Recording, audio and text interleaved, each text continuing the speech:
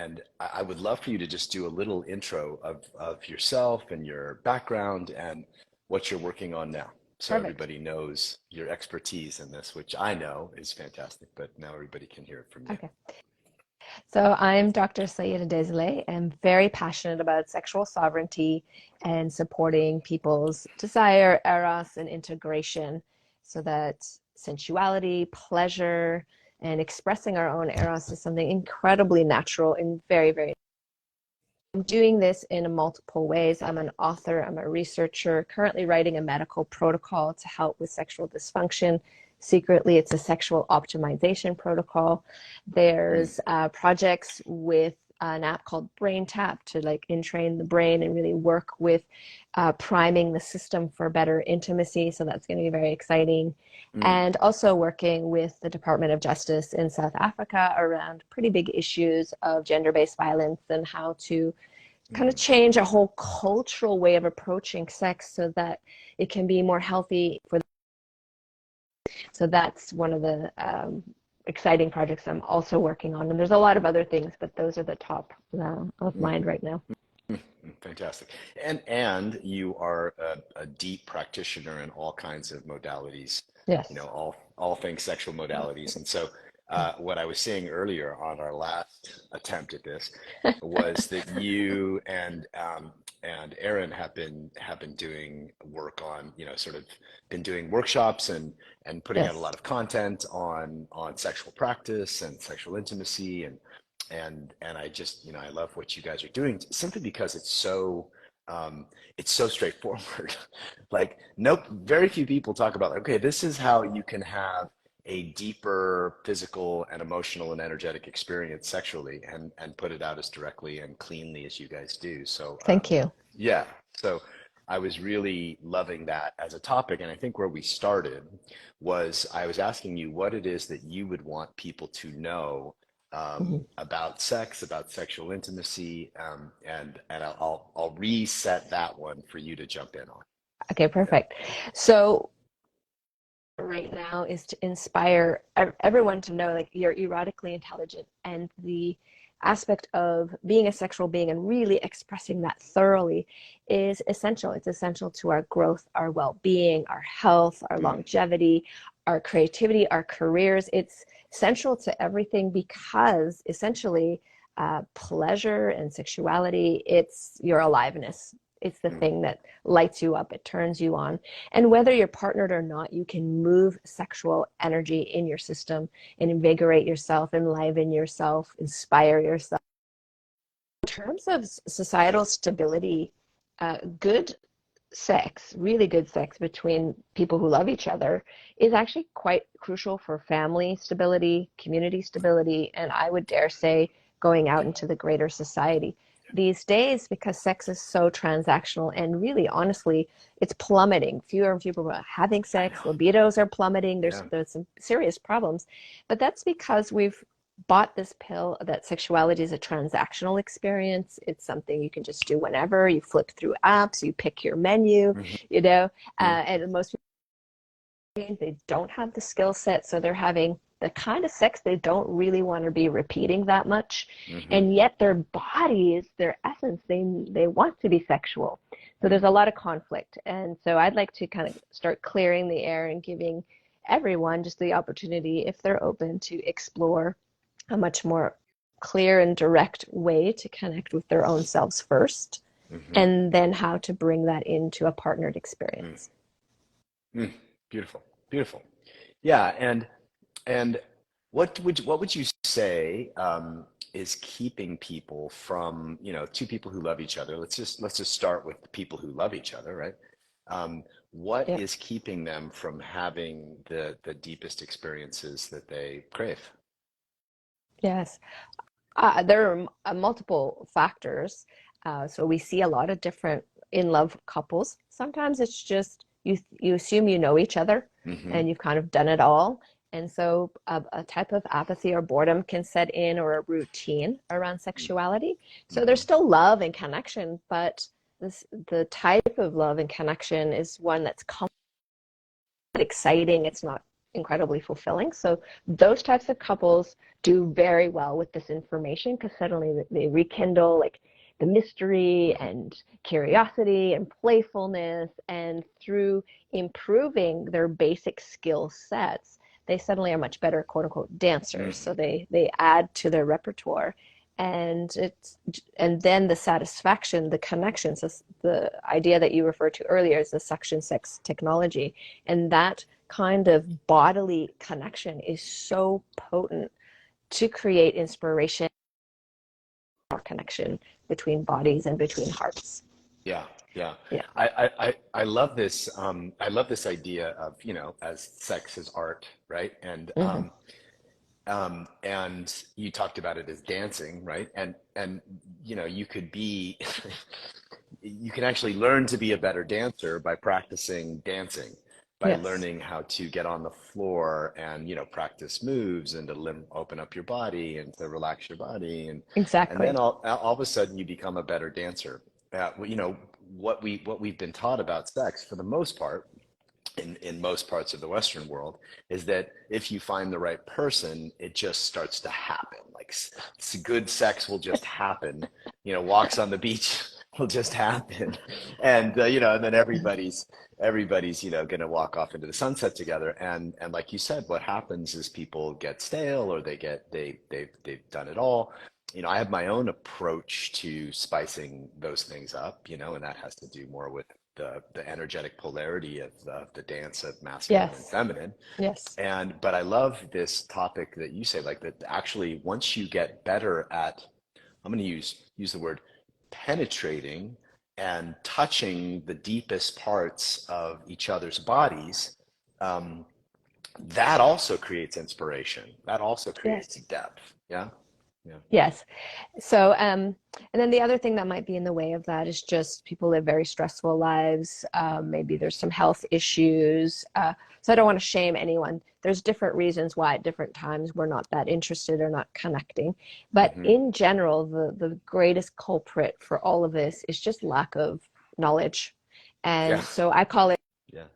sexual illiteracy. So we're illiterate in the realm of sexual pleasure. Hmm. What we see in porn is entertainment. It's not actual education. And so Right. unfortunately, it's almost like watching like Avatar and thinking that that's your life, like that we are living on Pandora and we have big blue bodies, and like Mm-hmm. we assume that that's who we are, and it's not. It's a movie. It's entertainment. It's not reality. Mm-hmm. So the idea is to teach people things that are very real, very tangible, and very accessible. The best part about it is that it's basically for your own body. You Yeah. generate your own pleasure. Hmm. And what we have found is when people just gain a tiny bit of skill set, their confidence boosts, like it goes off the chart. And then Hmm. they're more curious, and then they're more playful. So it really is important to educate people properly. We had recently an experience with Instagram where they took the account down. They came back and said it was a mistake, but what we're recognizing is very comprehensive sex ed is actually a human right. Mm-hmm. And it's recognized, I think, by 5 major organizations, the big ones, United Nations and so forth, the WHO and some different ones. And yet we are allowing like improper education, let's say like entertainment education, Mm-hmm. to go everywhere, but proper education is being shut down, and that's confusing to me. So, Yeah. being here today, talking to you is kind of it's very exciting because I think more and more leaders we need to have direct conversations around why are our population, the people we care for, not connecting more deeply and having an experience of life that makes life have meaning. And Yeah. because we're not asking that, then we have a population that's, doesn't trust each other, has apathy, and very, very good consumers, but not very good human beings. Yeah. Yeah. Yeah. And I think what we're learning now is that really good heart-centered, connected, intimate sex, in whatever sort of form the relationship is taking, is actually very good for our brains, for our brain chemistry, for our hormones, for our Every happiness, for our sense of well-being. and you know, and hopefully Instagram won't take this down or cancel my account because of this. But I, you know, but I think it's worth you know, making a stand for, like you said, really presenting a responsible, loving, you know, way to approach sex.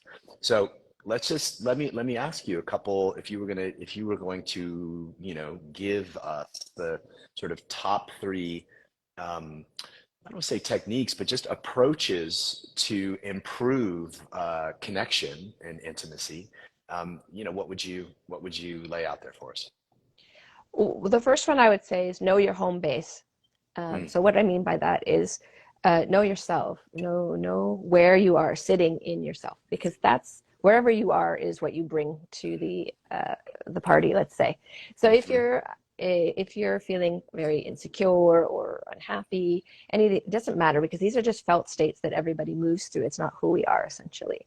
So just know your home base. Well, what is it and where is it, so that when you go deep, there's yourself. That's the big fear that a lot of people have, and why they don't want to go deep is this, oh my God, I don't want to lose myself in this person or this relationship or to this thing.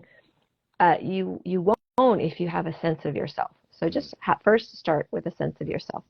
And that's a beautiful thing because we're all incredibly extraordinary beings. And to offer that to another person is a profound gift. So that would be number one.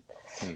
Two is some very basic ways of breathing. Hmm. So using the breath, and we can all do it right now, where you're and allowing the entire diaphragm to go down, which poofs your belly out, and Hmm. all the way down to poofs out to the pelvic floor. That sounds super simple, but people don't breathe that way when Yeah. they're being No. sexual.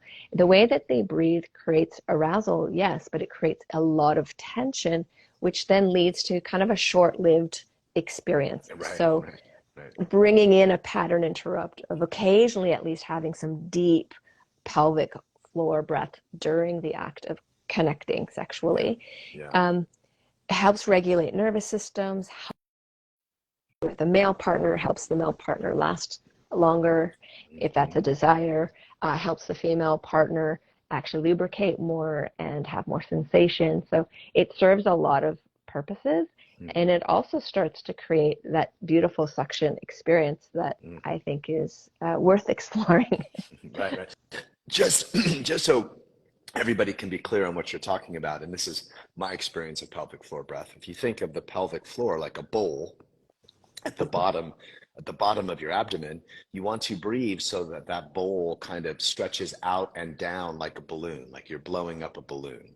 Yes, And most people don't actually get their breath down that far. So you could imagine if you're breathing and that balloon opens and drops down, it creates all this pressure in your genitals and your hips. It creates all this blood flow, and it's actually one of the healthiest ways to breathe all day long, not just, you know, not just during sex. agreed, Yeah, agreed. yeah, yeah. So a fun way to feel that is you reach down and you place your fingers on the perineum, which is the area between the anus and the genitals, and see if you can feel it with the breath.